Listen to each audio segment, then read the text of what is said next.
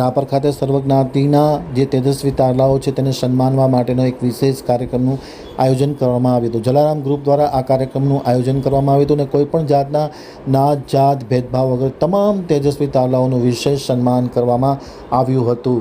હવે જોઈએ રાપર તેમાં પ્રતિનિધિનો એક વિસ્તૃત અહેવાલ. રાપર શહેરમાં છેલ્લા 11 વર્ષથી સેવાકીય પ્રવૃત્તિ કરતી સંસ્થા એટલે જલારામ ગ્રુપ. જલારામ ગ્રુપ કોઈ પણ નાત જાતના ભેદભાવ વગર માનવ સેવા તેમજ અબોલ પશુ પંખીઓ માટે સેવાકીય પ્રવૃત્તિ કરવા માટે સદા તત્પર હોય છે. રાપર શહેરમાં અને ખાસ કરીને આસપાસના વિસ્તારમાં જલારામ ગ્રુપની મુખ્ય સેવા ઉડીને આંખે વળગે તેવી છે. રાપર શહેરમાં ધોરણ 1 થી ધોરણ 12માં અભ્યાસ કરતા વિદ્યાર્થી કે વિદ્યાર્થીનીઓને જે પ્રથમ 3 ક્રમાંક મેળવ્યા હોય તેવા દરેક તેજસ્વી તારલાઓનું સર્વજ્ઞાતિ સરસ્વતી સન્માન સમારોહ રાપર જલારામ રઘુવંશી લોહાણા કન્યા છાત્રાલય ખાતે યોજવામાં આવ્યો હતો. આ સરસ્વતી સન્માન સમારોહ અત્યંત જાજરમાન બન્યો હતો.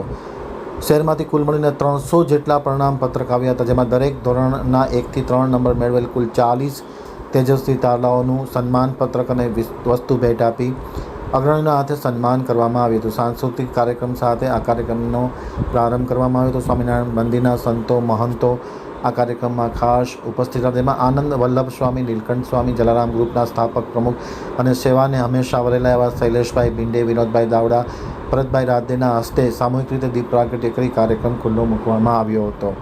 કાર્યક્રમ દરમિયાન રમેશભાઈ આહિર, નકુલભાઈ ભાવસાર, મુકેશભાઈ પુજારા, ભરતભાઈ પટેલ, પ્રતાપભાઈ મીરાણી, હર્ષુભાઈ પ્રજાપતિ, અન્નાબેન ચંદે, વિદ્યાબેન મઠ, મોંઘીબેન પટેલ, રીટાબેન શર્મા સહિતના લોકો ખાસ ઉપસ્થિત હતા.